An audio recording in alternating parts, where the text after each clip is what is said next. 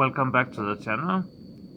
Here's a little information video about the copper washer when you do the injectors or other things on your tractor.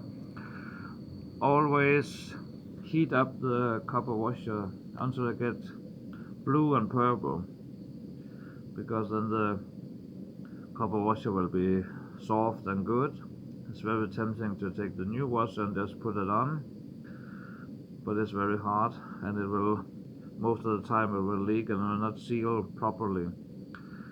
So take a heater, heat it up to around 400 degrees, 420, and then your copper washer will be soft and good again.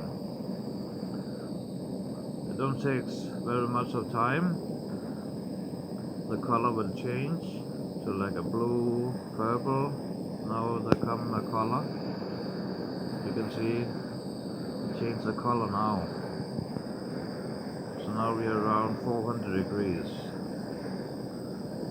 And then the metal will change inside the copper. It will be warm and good. It will be soft, and it will seal very nice. Around 400 degrees, then it will be soft and you're good to go. See you soon. Cheers.